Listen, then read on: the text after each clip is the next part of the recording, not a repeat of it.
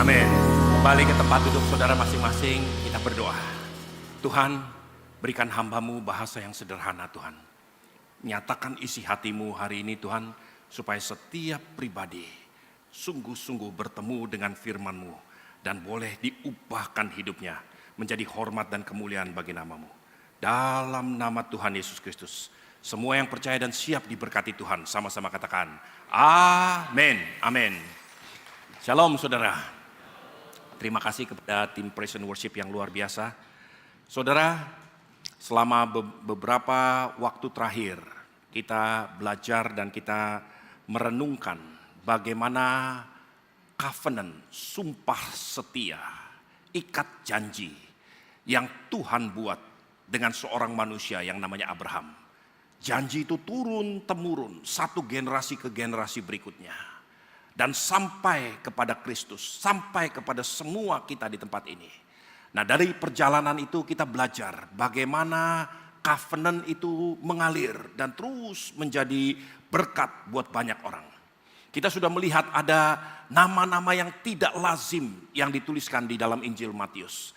Nama-nama perempuan, kita melihat ada Tamar, orang Kanaan.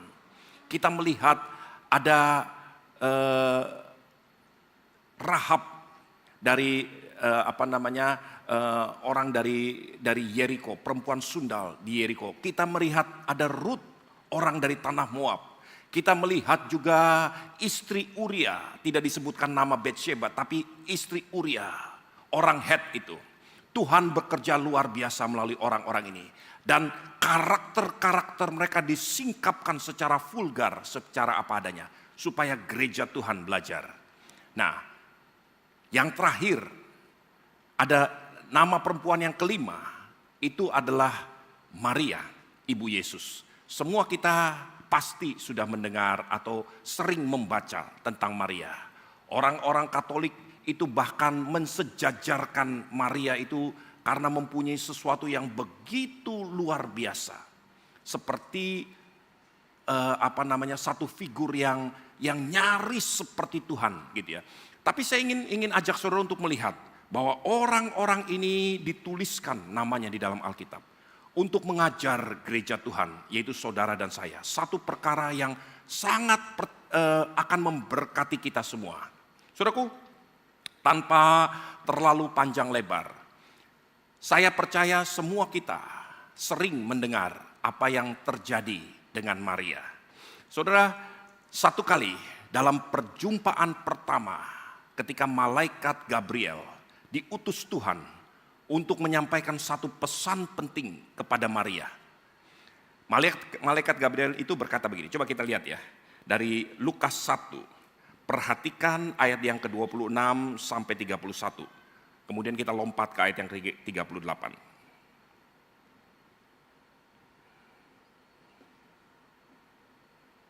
Ayo silakan. Lukas 1 ayat 26, demikian firman Tuhan. Dalam bulan yang ke-6, Allah menyuruh malaikat Gabriel pergi ke sebuah kota di Galilea bernama Nazaret, kepada seorang perawan yang bertunangan dengan seorang bernama Yusuf dari keluarga Daud. Nama perawan itu Maria. Ayat yang ke-28, ketika malaikat itu masuk ke rumah Maria, ia berkata, "Salam, hai engkau yang dikaruniai, Tuhan menyertai engkau." Maria terkejut mendengar perkataan itu, lalu bertanya di dalam hatinya, "Apakah arti salam itu?" Kata malaikat itu kepadanya, "Jangan takut, hai Maria, sebab engkau beroleh kasih karunia di hadapan Allah. Sesungguhnya engkau akan mengandung dan akan melahirkan seorang anak laki-laki, dan hendaklah engkau menamai dia Yesus." Ayat 38, kata Maria, "Sesungguhnya aku ini adalah hamba Tuhan. Jadilah padaku menurut perkataanmu itu." Lalu malaikat itu meninggalkan dia. Amin. Saudaraku, saudara sering mendengar kisah ini terutama pada waktu-waktu perayaan Natal. Ya. Tapi saya ingin ajak saudara untuk memperhatikan beberapa detail. Ya. Dan saya berdoa supaya semua kita fokus sungguh-sungguh. Dan supaya saudara pulang menangkap rahasia firman Tuhan ini. Tuhan datang kirim satu malaikat kepada Maria. Dan kemudian malaikat Tuhan itu memberikan satu salam yang begitu luar biasa. Shalom, hai engkau yang dikasihi Tuhan. You, the highly favored one. Orang yang sangat berkenan, dikasihi Tuhan. Sudah tahu, di seluruh Alkitab hanya ada dua pribadi yang langsung namanya disejajarkan dengan kasih karunia Tuhan. Satu adalah Nuh, ketika seluruh dunia kacau balau. Alkitab mencatat Nuh menemukan favor in the eye of God. Dia berkenan menemukan kasih karunia di hadapan Tuhan. Yang kedua adalah Maria, ibu Yesus. Ketika Maria mendengar salam itu, kemudian dikatakan bahwa engkau akan mengandung dari Roh Kudus dan akan begini, akan begitu dan sebagainya. Maria bertanya-tanya di dalam hatinya. Tapi kemudian ayat 38 Maria berkata gini, sesungguhnya aku ini hamba Tuhan. Jadilah padaku sesuai dengan kehendakmu. Nah, saya ingin pelan-pelan ajak saudara untuk memperhatikan satu karakter ini. Kalau saudara selidiki di seluruh keempat Injil, Matius, Markus, Lukas, dan Yohanes, saudara nggak akan menemukan kualitas apapun dari Maria. Maria wanita biasa, orang sederhana, ibu rumah tangga. Bukan orang berpendidikan, bukan orang yang luar biasa, bukan nabiah, orang biasa saja. Tapi dia begitu berkenan di hadapan Tuhan. Sebelum Tuhan kirim Gabriel, Tuhan sudah tahu. Tuhan sudah melihat dasar hati daripada Maria. Sudah tahu, Maria di seluruh Alkitab berulang-ulang kali kita akan menemukan Maria mempunyai satu kebiasaan, satu kualitas yang gereja Tuhan hari ini harus belajar. Berkali-kali Maria itu bukan orang yang hebat, orang yang sangat sederhana, tapi satu kualitas yang dimiliki oleh Maria. Ketika Gabriel untuk pertama kalinya datang kepada Maria, ya, mungkin karena untuk mempersingkat waktu, saudara nanti pulang saudara baca sendiri ayat-ayatnya. Saya ceritakan saja. Ketika Gabriel datang kepada Maria, Maria itu bertanya-tanya di dalam hatinya. Di ayat yang ke-28-29 dikatakan gini, ketika malaikat itu masuk ke rumah Maria, ia berkata, salam hai engkau yang dikaruniai Tuhan, Tuhan menyertai engkau. Maria terkejut mendengar perkataan itu, lalu bertanya dalam hatinya, apakah arti salam ini? Terjemahan lain mengatakan, she began to wonder, but keep it all in her heart. Dia mulai bertanya-tanya, mulai bingung, tapi semua disimpan dalam hatinya. Apa arti salam ini? Maria adalah pribadi yang selalu berulang-ulang kali mengambil perkataan Tuhan, disimpan dalam hatinya. Gak mengerti, diambil, disimpan dalam hatinya. Semua perkataan Tuhan diambil, disimpan dalam hatinya. Ini terjadi berulang-ulang kali. Ketika anak itu lahir, Yesus sudah lahir. Kemudian anak itu berada di palungan. Tidak lama kemudian ada gembala-gembala domba datang menghampiri. Karena Tuhan sudah datang kepada gembala-gembala itu. Mereka datang sujud menyembah. Mereka adalah orang pertama yang datang untuk mempermuliakan Tuhan. Kemudian mereka berkata begini, lihat Lukas 2 ayat 16-20. Lukas 2 ayat 16-20 demikian firman Tuhan. Lalu mereka cepat-cepat berangkat dan menjumpai Maria dan Yusuf dan bayi itu yang sedang berbaring di dalam palungan. Dan ketika mereka melihatnya, mereka memberitahukan apa yang telah dikatakan kepada mereka tentang anak itu. Dan semua orang yang mendengarnya heran tentang apa yang dikatakan gembala-gembala itu kepada mereka. Tetapi Maria menyimpan segala perkara itu di dalam hatinya dan merenungkannya. Saudaraku, gembala-gembala itu mendengar sesuatu yang Tuhan katakan. Karena begitu kagetnya, begitu kagumnya, mereka meninggalkan segala-galanya, datang ke gua itu. Hanya sekedar untuk menyembah anak yang baru lahir itu. Karena ini berbeda, Tuhan sendiri datang kepada mereka. Lalu mereka menceritakan apa yang Tuhan katakan kepada gembala-gembala itu. Orang semua bingung, termasuk Yusuf bingung. Tapi Maria menyimpan perkataan itu dalam hatinya. Ditaruh dalam hatinya. Anak itu makin lama makin besar. Ketika anak itu berusia 12 tahun. dibawa oleh papah mamahnya, pergi ke Yerusalem, masuk ke bait Allah, selesai ibadah semuanya, papah mamah pulang, lupa anaknya ketinggalan. Perjalanan pulang, mereka kembali lagi cepat-cepat menemui anak itu, ketemu. Anak itu Yesus sedang bercakap-cakap dengan imam-imam di dalam bait Allah. Ditegur oleh papah mamahnya, kamu kenapa pergi jauh-jauh? Kamu harusnya dekat dengan papah mamah, ikut pulang dengan papah mamah. Lalu anak itu berkata begini, lihat Lukas 2 ayat 49-51. Lukas 2 ayat 49 sampai 51 demikian firman Tuhan. Jawabnya kepada mereka, mengapa kamu mencari aku? Tidakkah kamu tahu bahwa aku harus berada di dalam rumah Bapakku? Tetapi mereka tidak mengerti apa yang dikatakannya kepada mereka. Lalu ia pulang bersama-sama mereka ke Nazaret, dan ia tetap hidup dalam asuhan mereka, dan ibunya menyimpan semua perkara itu di dalam hatinya. Saudara lihat, berulang-ulang kali apa yang Tuhan katakan diambil, disimpan. Apa yang Tuhan katakan diambil, disimpan. Maria nggak mengerti. Malaikat Gabriel berkata begini, gembala-gembala berkata gini, Yesus sendiri berkata begini. Semua perkataan Tuhan ini disimpan dalam hatinya. Minggu lalu kita mendengar Pak Purba bicara tentang Mazmur 91. Ada yang namanya a hiding place, a secret place, di mana kita harus tunduk diam, dan disitulah firman itu bekerja. Mungkin sebagian dari kita rumahnya tidak terlalu besar, cuma satu petak, cuma satu kamar itu lagi. Di mana ada secret place buat kami? Saudaraku, saya ingin sampaikan, semua kita punya satu secret place, yaitu di dalam dasar hatimu. Ambil firman itu, taruh dalam dasar hatimu. Dan ketika firman itu dibiarkan masuk dalam dasar hatimu, maka sesuatu yang besar akan terjadi. Saya harap saudara betul-betul memperhatikan kebenaran firman Tuhan ini. Saudaraku, untuk mengambil, menyimpan firman dalam dasar hatimu, seringkali firman itu akan bertentangan dengan saudara dan saya. Saya ingin beri contoh ya. Ini mungkin di ibadah kedua kita bisa lebih santai sedikit. Seandainya saya tawarkan seekor monyet, pisang atau uang $100, monyet itu pasti akan pilih pisang. Dia makan, tapi monyet itu begitu bodohnya. Karena dia nggak tahu bahwa uang $100 bisa membeli begitu banyak pisang. Kenapa monyet itu nggak milih uang $100? Karena monyet nggak kenal yang namanya nilai. Sekarang kalau saudara, saya kasih tahu. Saudara mau memilih untung besar. Hal-hal yang luar biasa. Mendapatkan keuntungan yang berlipat-lipat. Tapi dengan melakukan hal yang keliru, hal yang jahat, hal yang tidak benar, hal yang tidak fair.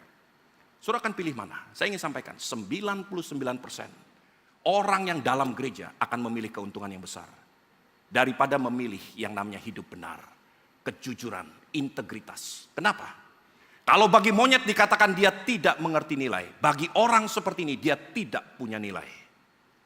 Saudaraku, untuk mengambil firman dan menempatkannya dalam dasar hati kita, seringkali firman itu akan bertabrakan dengan apa yang saudara pikirkan, saudara harapkan, dan saudara idam-idamkan. Semua kita di gereja kelihatannya seperti wah orang hebat, orang yang takut akan Tuhan. Kita mendengar firman Tuhan dengan begitu antusias.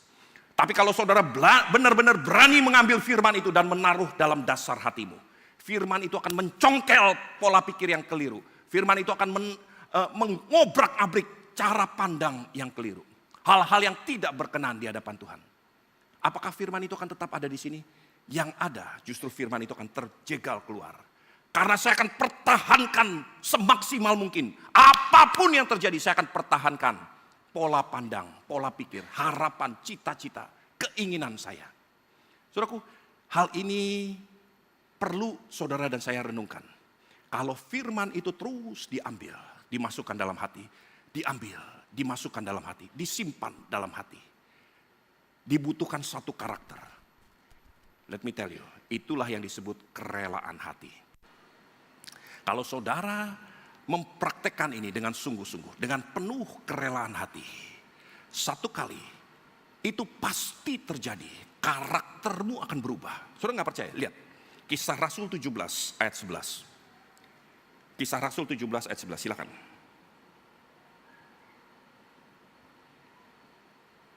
Ayo, Kisah para Rasul 7 ayat yang ke-11. 17 ayat 11. Kisah Rasul 17 ayat yang 11 demikian firman Tuhan. Orang-orang Yahudi di kota itu lebih baik hatinya daripada orang-orang Yahudi di Tesalonika, karena mereka menerima firman itu dengan segala kerelaan hati, dan setiap hari mereka menyelidiki kitab suci untuk mengetahui apakah semuanya itu benar demikian. Ini perkataan Paulus kepada jemaat-jemaat. Dia katakan gini, di Berea ada orang-orang Yahudi. Hati orang-orang Yahudi yang di Berea itu lebih baik. Karakternya lebih baik, hatinya lebih tulus, lebih jujur, lebih benar, lebih punya integritas. Kenapa?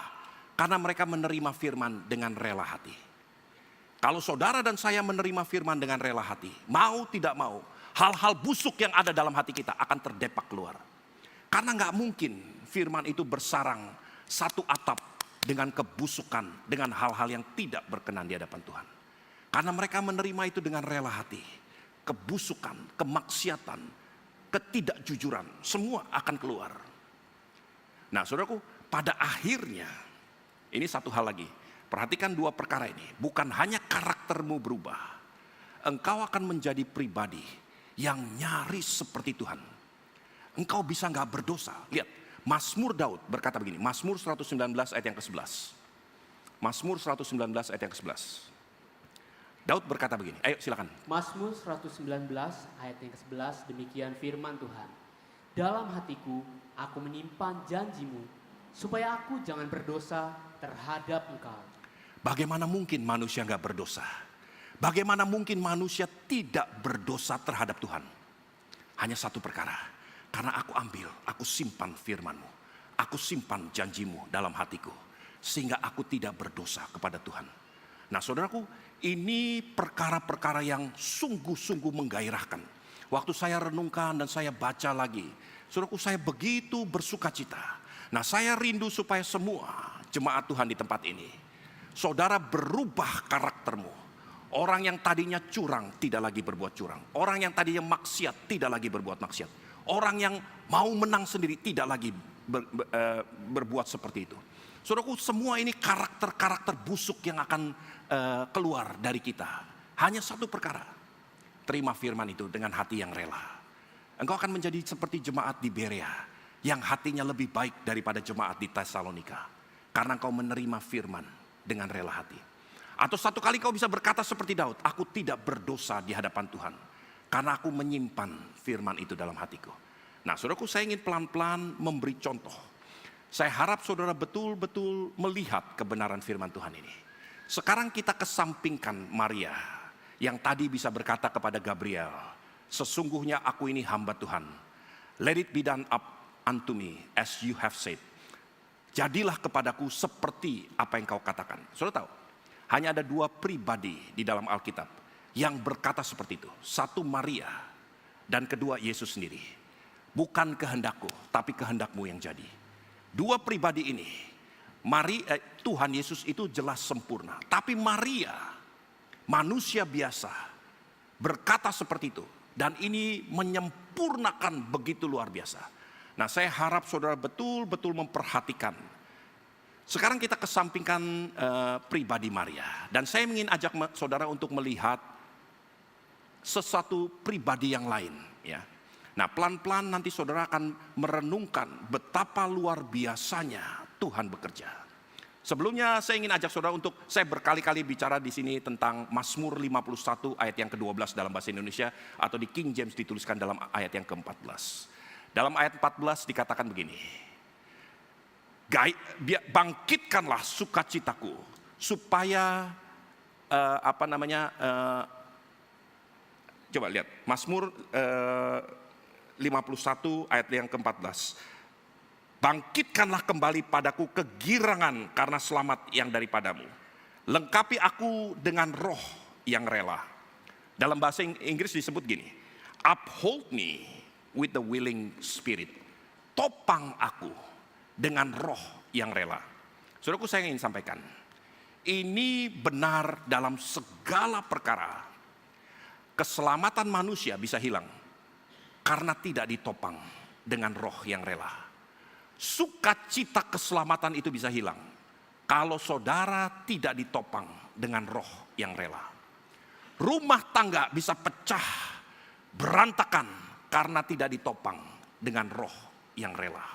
Suami yang tadinya begitu mencintai istrinya bisa berbalik menjadi begitu membenci istrinya karena tidak ditopang oleh roh yang rela. Hari ini saudara, saya menemukan dalam kehidupan saya sendiri orang yang begitu baik, tapi satu ketika akan menjadi begitu berbeda karena tidak ditopang oleh roh yang rela. Nah saudaraku, saya ingin pelan-pelan ajak saudara untuk melihat. Nanti saudara pulang, saudara baca Kejadian 29 dan Kejadian 30. Dua pasal ini saudara baca. Karena waktu saya terbatas, mungkin saya tidak mampu menjelaskan banyak hal. Tapi kalau saudara pulang dan baca sungguh-sungguh, saya percaya 100% engkau akan menerima atau melihat rahasia yang bahkan saya sendiri tidak bisa lihat. Tuhan akan menyingkapkan perkara-perkara luar biasa kepada saudara. Nah sekarang pelan-pelan kita lihat Kejadian 29. Saudaraku, saya ingin beritakan cerita sedikit latar belakangnya.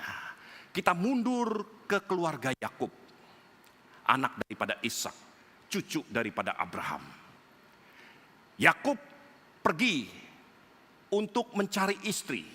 Ketika dia pergi dan bekerja di rumah Laban, dia melihat ada seorang gadis anak daripada Laban, begitu cantiknya sampai Yakub gak bisa tidur.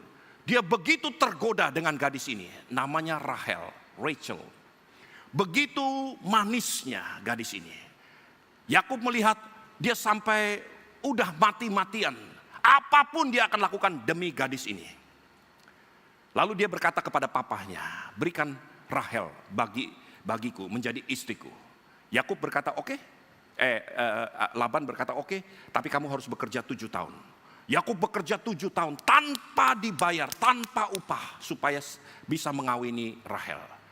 Setelah tahun ke-7 diberikan seorang gadis dalam acara, wah meriah, memakai kerudung, veil. Setelah dibuka ternyata bukan Rahel yang diberikan. Yang diberikan adalah Lea. Mungkin Lea juga cantik tapi tidak secantik adiknya. Mungkin Lea juga menarik tapi tidak semenarik adiknya. Wajahnya tidak seberseri seperti adiknya. Tapi apa boleh buat? Sudah terlanjur kawin. Tapi cintanya kepada Rahel itu tidak pernah berhenti. Dia menggebu-gebu. Laban berkata, oke, kerja 7 tahun lagi. Kamu boleh menikahi Rahel. Singkat cerita, Yakub bekerja 14 tahun demi seorang gadis. Tanpa dibayar, tanpa upah. Dia nikahi. Kemudian dari 2 orang istri ini, Lea dan Rahel, Yakub membangun satu keturunan, satu rumah tangga, the house of Jacob, yang disebut Israel. Lahirlah kemudian anak-anak dari mereka. Nah, ini latar belakangnya. Saya ingin ajak saudara untuk melihat apa yang terjadi antara Yakub, Lea, dan Rahel. Di dalam rumah tangga itu ada 2 istri, kakak beradik, Lea dan Rahel. Lea yang tua, istri pertama, tapi dia diperlakukan karena dia tidak terlalu dicintai oleh Yakub. Yakub sebetulnya hatinya lebih condong dan mencintai Rahel sejak permulaannya. Singkat cerita, Tuhan berbuat baik kepada Lea. Tuhan bukakan kandungan Lea. Lahirlah anak pertama Ruben, anak kedua Simeon, anak ketiga Lewi, anak keempat Yehuda. Anak-anak itu lahir melalui rahim Lea. Tapi Rahel tidak pernah punya anak. Dia tidak melahirkan anak-anak. Lihat. Kejadian 29. Perhatikan ayat 31 sampai 35. Kejadian 29 ayat 31 sampai 35 demikian firman Tuhan. Ketika Tuhan melihat bahwa Lea tidak dicintai, dibukanyalah kandungannya, tetapi Rahel mandul. Lea mengandung lalu melahirkan seorang anak laki-laki dan menamainya Ruben, sebab katanya, sesungguhnya Tuhan telah memperhatikan kesengsaraanku. Sekarang tentulah aku akan dicintai oleh suamiku. Mengandung pula lah ia, lalu melahirkan seorang anak laki-laki, maka ia berkata, sesungguhnya Tuhan telah mendengar bahwa aku tidak dicintai, lalu diberikannya pula anak ini kepadaku. Maka ia menamai anak itu Simeon. Mengandung pula lah ia, lalu melahirkan seorang anak laki-laki. Maka ia berkata, sekali ini suamiku akan lebih erat kepadaku, karena aku telah melahirkan 3 anak laki-laki baginya. Itulah sebabnya ia menamai anak itu Lewi. Mengandung pula lah ia, lalu melahirkan seorang anak laki-laki. Maka ia berkata, sekali ini aku akan bersyukur kepada Tuhan. Itulah sebabnya ia menamai anak itu Yehuda. Sesudah itu ia tidak melahirkan lagi. Saudara, perhatikan gejolak yang terjadi dalam perasaan hati nurani daripada Lea. Bertahun-tahun dia mengharapkan cinta dari suaminya.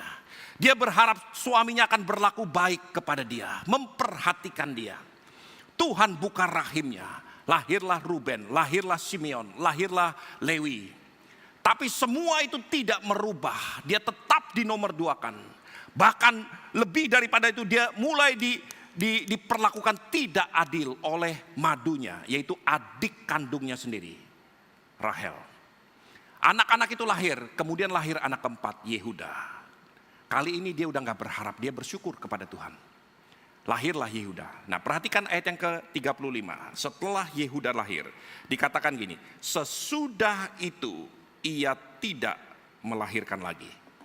Saudara akan melihat di dalam terjemahan lain, bahkan dikatakan begini, she was left barren. Dia ditinggalkan dalam keadaan mandul setelah itu. Tuhan menutup rahimnya. Tuhan membuat dia rahimnya menjadi kering dan tidak bisa lagi melahirkan. Sudah cukup 4 anak. Tuhan tutup rahim daripada Lea. Saudara tahu artinya? Apa artinya? Tuhan benar-benar sudah menutup segala-galanya. Saya ingin sampaikan, percayakah saudara, bahkan Tuhan sekalipun bisa merubah segala-galanya demi untuk melakukan sesuatu yang Tuhan kehendaki. Saudara,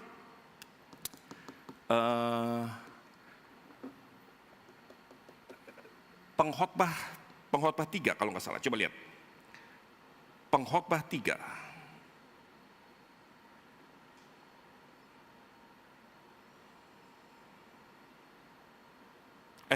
Kejadian 8. Kejadian 8 ayat yang keberapa itu? Ayat yang ke-22. Perhatikan firman Tuhan ini. Selama bumi masih ada, takkan berhenti-henti musim menabur dan menuai, dingin dan panas, kemarau dan hujan, siang dan malam. Nah, saya ingin ajak saudara untuk merenungkan kebenaran firman Tuhan ini. Ini perkataan Tuhan kepada Nuh, orang yang dikatakan highly favored. Tuhan katakan ini, selama bumi masih ada, tidak akan berhenti musim menabur dan musim menuai, hujan dan panas, kering, musim menabur dan menuai, dingin dan panas, kemarau dan hujan, siang dan malam. Saudaraku, saya ingin lepaskan satu nubuatan. Mungkin sebagian saudara sedang berada di musim paceklik hari ini. Tapi let me tell you, itu tidak selamanya, itu bukan permanen. Selama bumi masih ada, kata pencipta langit dan bumi, tidak akan berhenti musim menabur dan musim menuai, musim dingin dan musim panas, hujan dan musim kering. Tidak selama-lamanya engkau akan ada di musim kering. Nah, saudaraku, hari itu kembali kepada kisah Lea. Tuhan menutup rahim Lea. Tidak ada lagi kesempatan untuk Lea melahirkan. Saudaraku, setelah hal itu terjadi, sekarang kita masuk ke dalam Kejadian 30. Di Kejadian 30, ya karena waktunya nanti saudara lihat sendiri. Kita akan melihat mulai dari ayat 1 sampai ayat yang ke-13. Persaingan di antara 2 wanita, yaitu Lea dan Rahel. Persaingan itu menjadi begitu kekanak-kanakan. Mereka mencoba untuk bersaing untuk mendapatkan cinta daripada Yakub. Sebaik mungkin mereka akan bersaing. Kalau hari ini mereka bersaing dengan make up lebih tebal, atau penampilan lebih seksi, atau apapun lah yang seperti itu. Tapi pada waktu itu persaingannya begini. Mereka berusaha untuk punya anak lebih banyak. Lebih banyak punya anak, mereka berharap Yakub akan mencintai mereka. Jadi banyak-banyakan anak. Nah, karena Lea udah punya 4 anak, Rahel tidak punya anak. Dan rahim Lea sudah ditutup. Rahel merengek-rengek kepada Yakub. Dia katakan, berikan aku anak, kalau enggak aku mati. Yakub marah. Dia katakan, apakah aku pengganti Tuhan? Sehingga aku menahan anak daripadamu. Lalu Rahel berkata gini, ini Bilha, pembantuku. Babuku, budakku. Hampiri dia, tiduri dia. Supaya dia melahirkan anak-anak bagiku. Yakub disodori budaknya, diterima dengan senang hati. Kemudian lahir 2 orang anak. Lea gak mau kalah. Dia cari babunya yang paling cantik. Disodorkan Zilpa kepada Yakub. Ini Zilpa, tiduri dia supaya melahirkan anak-anak. Dan lahir 2 orang anak dari Zilpa. Sekarang skornya berapa? 4 plus 2, di sini 2. 6 dan 2. Yakub punya 8 anak. Karena 2 istrinya ini bersaing untuk mencari cinta Yakub. Dan dalam keadaan seperti ini pun, saudara perhatikan, Rahel itu menjadi begitu obsesifnya.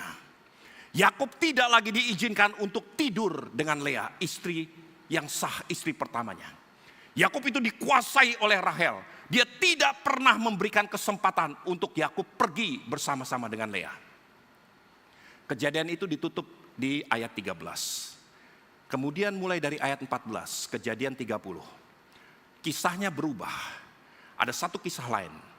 Saat itu anak Lea yang paling besar, yaitu Ruben, pergi ke ladang, pergi ke hutan, mencari hal-hal tertentu. Kemudian dia menemukan beberapa buah dudaim. Saudara pernah mendengar buah dudaim? Saya juga nggak mengerti buah dudaim ini buah seperti apa gitu ya. Tapi dalam terjemahan bahasa Inggris dikatakan gini, buah dudaim itu disebut salah satunya sebagai the love fruit. Buah cinta, bukan buah akibat cinta, tapi ini buah cinta. Kenapa disebut sebagai buah cinta? Karena buah dudaim ini bisa merangsang rahim wanita untuk menjadi subur. Sehingga dengan demikian rahimnya akan dibuka dan dia akan bisa melahirkan anak-anak. Begitu Ruben melihat mamahnya diperlakukan tidak adil, mamahnya digencet, mamahnya diperlakukan dengan tidak bijaksana. Ruben menemukan sesuatu yang luar biasa, yaitu buah cinta, buah dudaim. Dibawa pulang, mamah ini buat mamah. Semoga mamah semakin dicintai oleh papa. Saudaraku, begitu Lea menerima ini, Rahel melihat bahwa Ruben membawa buah dudaim buat ibunya, buat Lea. Rahel berkata, berikan aku buah dudaim itu. Biarkan aku juga menikmati buah dudaim itu. Perkataan Lea kepada Rahel begini, tidak cukupkah engkau merampas suamiku? Sekarang buah dudaim yang diambil oleh anakku sendiri, engkau akan rampas juga. Lalu Rahel berkata begini, okelah, kalau engkau berikan sebagian buah dudaim itu, engkau boleh menyewa suamimu untuk tidur dengan engkau. Ini apa yang firman Tuhan katakan. Nanti saudara pulang, saudara baca sendiri. Karena waktunya saya nggak punya kesempatan untuk baca semuanya. Saudaraku, untuk tidur dengan suaminya sendiri, dia harus menyewa dengan buah dudaim yang didapatkan oleh anaknya Ruben. Nah, sekarang saya ajak saudara untuk berpikir sebentar. Gunakan akal sehatmu, gunakan hati nuranimu. Tempatkan dirimu sebagai Lea. Engkau telah diperlakukan tidak adil. Engkau telah diperlakukan tidak bijaksana, tidak jujur. Bahkan kau telah ditindas oleh orang yang telah merampas suamimu sendiri. Sekarang ada kesempatan, ada buah dudaim yang dibawa oleh anakmu. Apa yang akan kau lakukan? Orang itu meminta sebagian daripada buah dudaim ini supaya dia bisa makan. Dan kalau dia makan, dia akan mungkin melahirkan. Dan kalau dia sampai melahirkan, maka suamimu akan lebih mencintai dia lagi. Engkau akan mungkin lebih diinjak-injak lagi oleh Rahel, orang yang membencimu selama ini. Coba tempatkan diri kita sebagai Lea secara jujur. Mungkinkah kita akan lakukan apa yang Lea lakukan? Diberikan sebagian buah dudaim itu kepada Rahel. Dia bisa tidur dengan suaminya. Demi untuk melepaskan cintanya kepada suaminya. Demi untuk melepaskan rindunya kepada suaminya. sesuatu yang berbahaya untuk menjadikan dia makin ditindas, makin diinjak-injak, makin diperlakukan tidak adil oleh Rahel. Tapi dia berikan itu. Sudah tahu, dibutuhkan hati yang rela untuk lakukan ini. Sekali lagi saya ingin sampaikan, tidak mudah siapapun kita, termasuk saya, untuk melakukan hal seperti Lea. Dibutuhkan hati yang rela untuk lakukan itu. Lea berikan sebagian buah dudaim kepada Rahel. Kemudian Yakub pulang. Lea berkata, suamiku, hari ini engkau harus tidur dengan aku. Kenapa? Aku telah menyewa engkau dari Rahel dengan buah dudaim yang didapatkan oleh Ruben anak kita. Yakub tidur dengan Lea. Tuhan teringat kepada Lea. Yang tadinya di ayat Kejadian 29 ayat yang terakhir, Tuhan sudah menutup rahim daripada Lea. Tidak lagi mungkin dia melahirkan. Tiba-tiba Tuhan berubah pikiran. Tuhan bukakan kembali rahim Lea. Dia melahirkan 2 anak laki-laki dan 1 anak perempuan. Lea juga makan buah dudaim. Rahel juga melahirkan 2 anak laki-laki. Namanya Yusuf dan Benyamin. 2 anak laki-laki dari Lea. Namanya Isakar dan Sebulon. Lalu anak perempuan namanya Dinah. Satu-satunya anak perempuan yang lahir dari keluarga Yakub. Nah, saudaraku, saya ingin ajak saudara pelan-pelan memperhatikan, ini ngapain ini orang cerita tentang anaknya si ini, anaknya si itu. Saudaraku, saya ingin ajak saudara untuk pelan-pelan perhatikan kebenaran firman Tuhan ini. Saudaraku, perhatikan sikap hati Lea. Ketika dia berani mengambil keputusan untuk melepaskan semua haknya, untuk dengan rela hati menerima apa yang Tuhan rencanakan dalam hidupnya. Tanpa dia pikirkan, tanpa dia idam-idamkan, tanpa dia bayangkan, Tuhan membuka rahim daripada Lea. Saudara tahu, ketika anak-anak itu lahir, saya ajak saudara untuk melihat ya, Kejadian 30. Perhatikan Kejadian 30.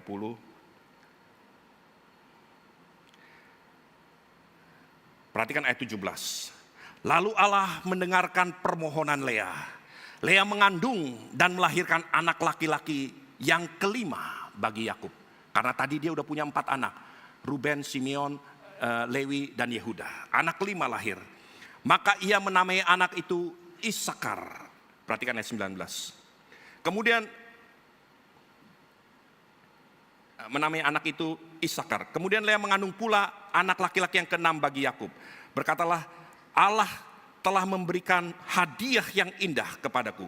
Sekali ini suamiku akan tinggal bersama-sama dengan aku. Karena Allah telah melahirkan 6 orang anak laki-laki baginya. Maka ia menamai anak itu Zebulon. Perhatikan 2 arti daripada anak-anak Lea. Yang kelima dan yang ke-6. Mari lagi ayat yang ke-18.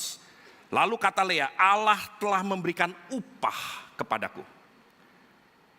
Maka ia menamai anak itu Isakar. Ayat 20, berkatalah Lea, Allah telah memberikan hadiah yang indah kepadaku. Sekali ini, maka ia menamai anak itu Zebulon.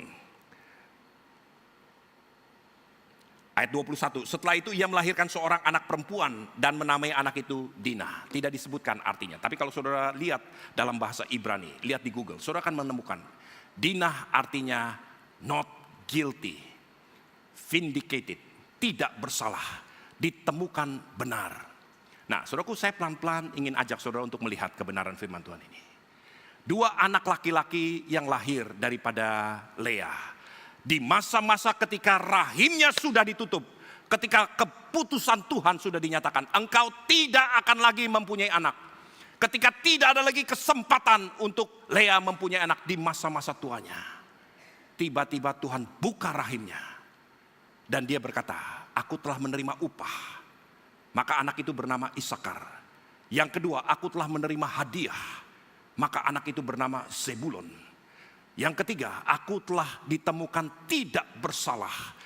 Not guilty, vindicated, ditemukan benar. Maka anak itu dinamakan Dinah. Saudara tahu,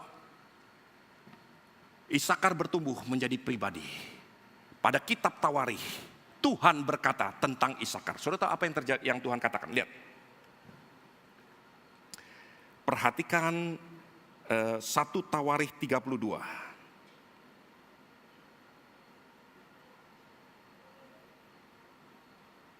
1 Tawarikh 12 ayat yang ke-32, silakan. 1 Tawarikh 12 ayat 32 demikian firman Tuhan. Dari Bani Isakar, orang-orang yang mempunyai pengertian tentang saat-saat yang baik, sehingga mereka mengetahui apa yang harus diperbuat orang Israel. Saudaraku, Bani Isakar mempunyai hikmat yang berbeda dengan seluruh orang-orang Yahudi. Mereka mengetahui waktu-waktu yang terbaik, sehingga seluruh orang Israel tahu apa yang harus dikerjakan. Semua komando dilakukan oleh satu orang, satu bani, yaitu Bani Isakar. Saudaraku, sekarang dunia dikuasai financial market dunia. Itu dikuasai oleh orang-orang Yahudi. Saudara mendengar nama-nama perusahaan besar seperti BlackRock, aset manajemen terbesar di dunia, Salomon Brothers, dengan mempunyai capital advisory services sendiri, yang disebut Salomon Anchor. Dan banyak perusahaan-perusahaan memiliki Citigroup atau Citibank. Semua itu dikuasai oleh orang-orang Yahudi. Rothschild family menguasai hampir seluruh financial services di seluruh dunia. Bukan hanya di Israel, di Amerika, di Eropa, bahkan di seluruh Asia. Kaki tangan, jaringan daripada kekuatan orang-orang Yahudi ini begitu kuatnya. Saudara tahu, ahli-ahli genealogi menemukan bahwa orang-orang financial terbaik ini, mereka berasal dari suku Isakar. Kenapa? Karena suku ini tahu persis waktu yang terbaik. When to invest, when to divest. Kapan masuk ke industri tertentu, kapan keluar dari industri tertentu. Mereka mempunyai hikmat khusus. Tuhan berkata kepada Lea, aku akan beri engkau upah. Upah itu bernama Isakar. Dengan upah ini, seluruh financial di dunia akan kau kuasai dari Bani Isakar. Mereka akan memberikan advice kepada seluruh orang Israel karena mereka mengetahui sesuatu. Saudaraku, di dunia finance, apa yang diperlukan? Timing is everything. Waktu itu segalanya. Kapan waktu melakukan ini? Kapan waktu melakukan itu? Timing is everything. Dan itu dikuasai oleh Bani Isakar.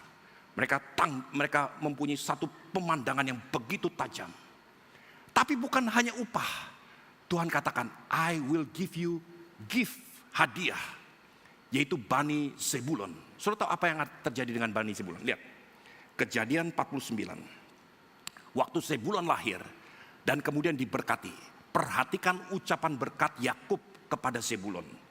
Kejadian 49 ayat 13. Kejadian 49 ayat 13 demikian firman Tuhan. Zebulon akan diam di tepi pantai laut, ia akan menjadi pangkalan kapal dan batasnya akan berisi dengan Sidon. Kejadian 49 ayat 13 berkata, Zebulon shall dwell in the heaven of the sea. Dia akan ada di surganya lautan. And shall be the heaven of the ships. Dia akan menjadi surga pangkalan dari kapal-kapal. Sudah tahu apa yang terjadi? Zebulon akan menguasai trading, perdagangan di seluruh dunia. Dan itulah yang terjadi. Orang-orang Yahudi tidak punya apa-apa, tidak punya natural resources. Tapi mereka menguasai perdagangan di seluruh dunia.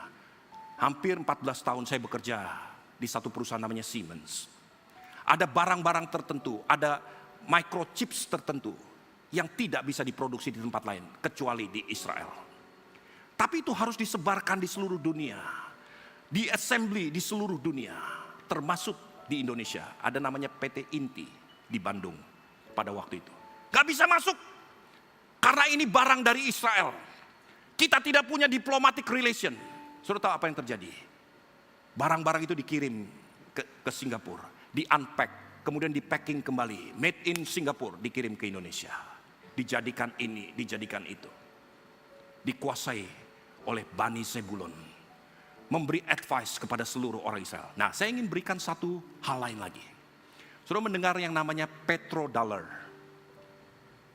Tahun 1944, kita belajar keuangan, bahwa semua mata uang di dunia itu ditopang oleh yang namanya gold basis, standar emas. Saudara mau mencetak uang tergantung engkau punya punya emas berapa ton untuk membackup mata uang yang kau terbitkan.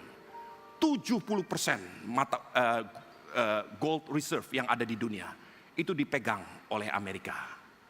Tahun 1944, setelah Perang Dunia Kedua hampir selesai, seluruh pemimpin-pemimpin dunia berkumpul.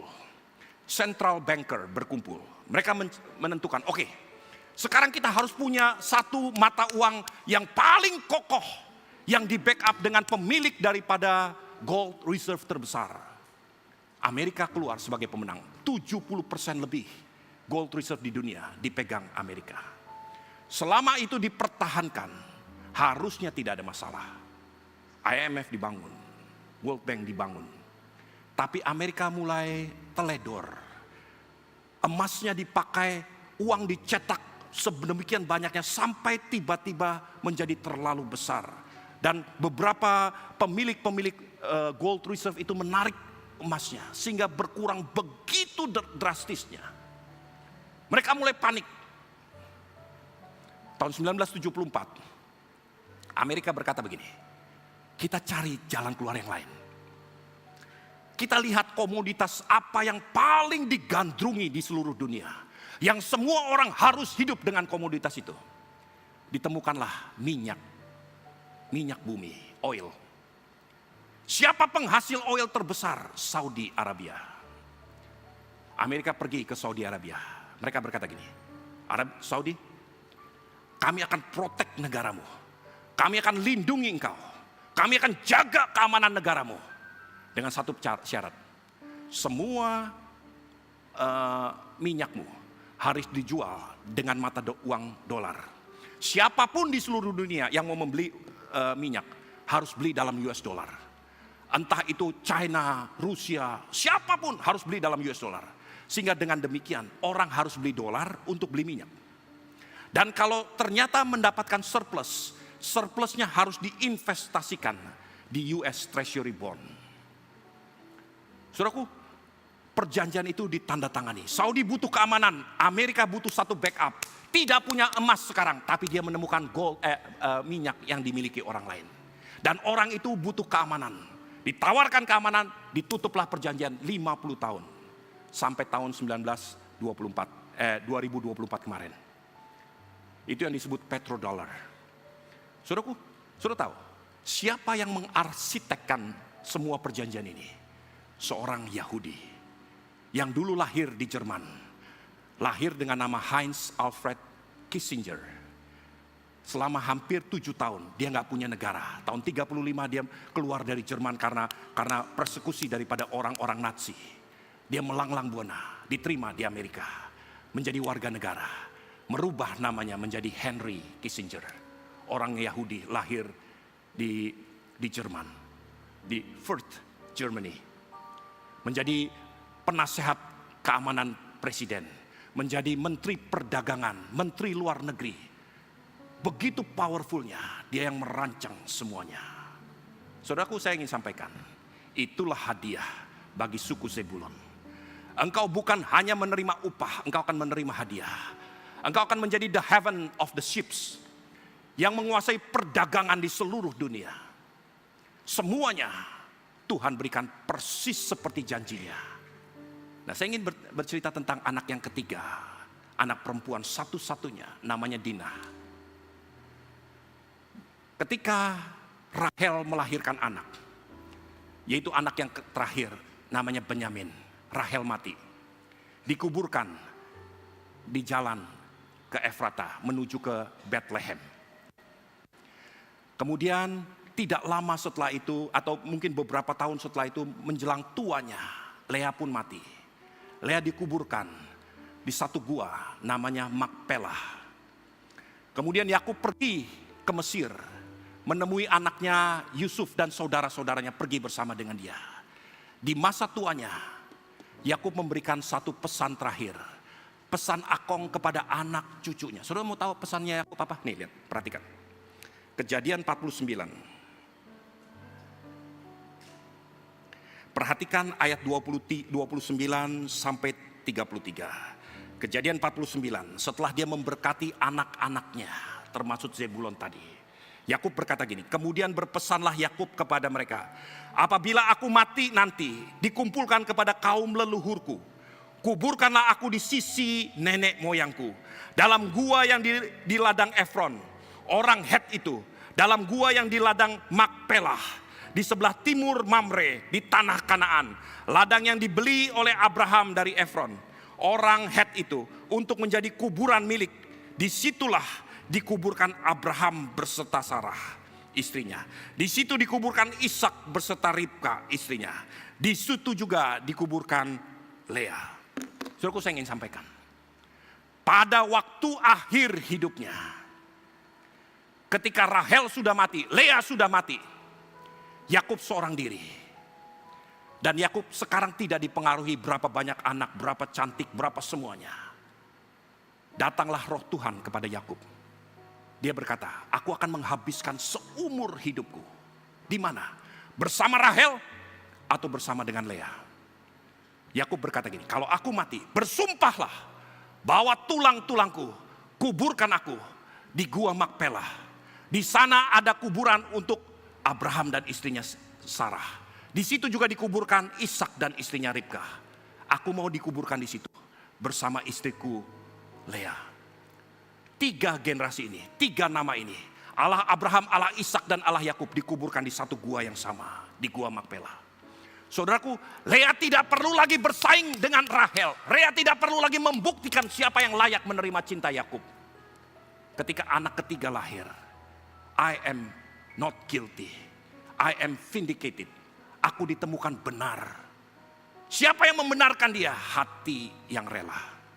Ketika Yakub dalam masa tuanya, dia sadar akan kebenaran firman Tuhan.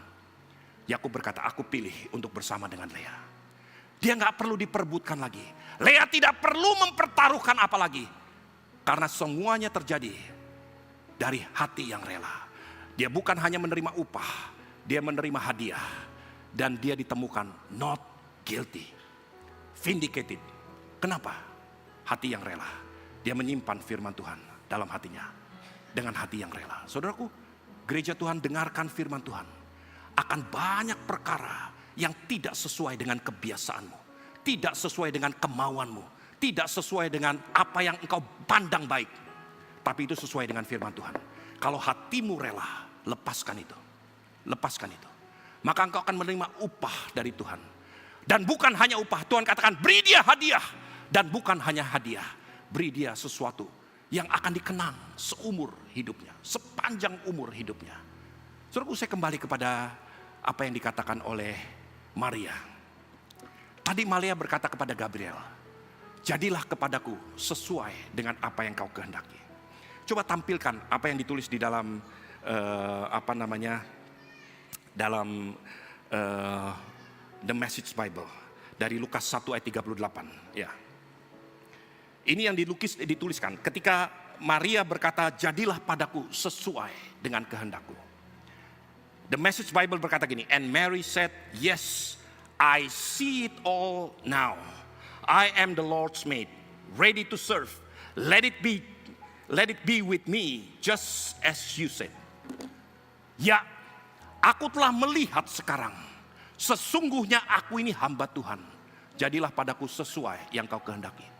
Apa yang dilihat Maria? Maria melihat apa yang dilihat Lea. Apa yang dilihat Nuh. Mereka gak melihat apa-apa. Tapi hati nuraninya melihat Tuhan karena disimpan dengan hati yang rela dalam hatinya. Maria melihat jauh ke depan. Nantinya anak ini bukan membawa maksiat. Bukan membawa malapetaka bagiku. Anak ini akan membawa keselamatan bagi dunia. Lea melihat kalau aku rela ditindas, aku rela diperlakukan tidak adil. Satu kali aku akan menerima upah dari dia, menerima hadiah dari dia, dan aku akan ditemukan vindicated, ditemukan benar, ditemukan not guilty, tidak bersalah. Gereja Tuhan, saya ingin sampaikan, saudara mendengar firman Tuhan dari minggu ke minggu, sekeras apapun tidak ada gunanya kalau hatimu tidak lembut. Saudara akan mempertahankan semua pandangan pribadimu sendiri, keinginanmu sendiri. Tapi hari ini sebagai hamba Tuhan saya ingin sampaikan. Beranikah engkau berrela hati? Biarkan firman Tuhan yang mengatur hidupmu. Kau akan melihat campur tangan Tuhan dalam hidupmu. Mari semua tundukkan kepala, hamba-hamba Tuhan maju ke depan. Semua mata tertutup. Buka hatimu. Katakan kepada Allahmu, sering ku tak mengerti jalan-jalan Tuhan, bagai di belantara yang gelap. Tanpa seribu tanya, namun tetap percaya, jejak-Mu Tuhan sungguh sempurna. Ajarku memahami semua yang Kau ingini, agar hidupku puaskan hati-Mu. Bagimu aku rela sepenuh hati menghamba, serahkan diri genapi karya-Mu. Semua mata tertutup. Hari ini saya akan berdoa khusus buat saudara yang mengalami mungkin hal-hal yang kurang baik. Dan saudara hari ini mengambil keputusan, Tuhan, aku mau menyimpan firman-Mu dalam hatiku. Aku mau melembutkan hatiku. Beri aku hati yang rela, supaya aku mengikuti apa yang mungkin tidak aku inginkan. Tapi kalau hatiku rela, satu kali Tuhan akan membuka mata hatimu, sehingga kau bisa berkata seperti Maria, I see it all now. Aku melihat semuanya itu sekarang. Sesungguhnya aku ini hamba Tuhan. Jadilah padaku sesuai dengan yang kau kehendaki. Kalau itu saudara, angkat tanganmu di hadapan Tuhan. Sekarang dengan imanmu sendiri letakkan tanganmu, dadamu. Ajarku memahami. Tuhan, hamba berdoa untuk setiap tangan yang tertumpang di dada masing-masing. Berikan mereka hati yang rela Tuhan, untuk sungguh-sungguh melakukan firman, menyimpan firman-Mu dalam hatinya. Berikan mereka upah sesuai dengan rencana-Mu. Berikan bahkan hadiah sampai mereka ditemukan tidak bersalah di hadapan-Mu. Tuhan tolong hamba-hamba Tuhan. Dalam nama Tuhan Yesus Kristus. Mari bangkit berdiri saudara.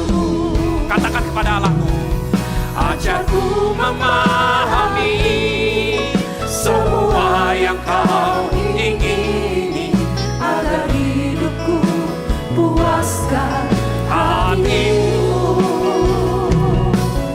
Bagimu aku rela sepenuh hati menghamba, serahkan diri genapi karya-Mu.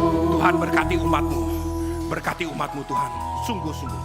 Biar firman itu terus berbicara lebih jauh lagi dalam hati mereka masing-masing. Terima kasih Bapa. Mari kita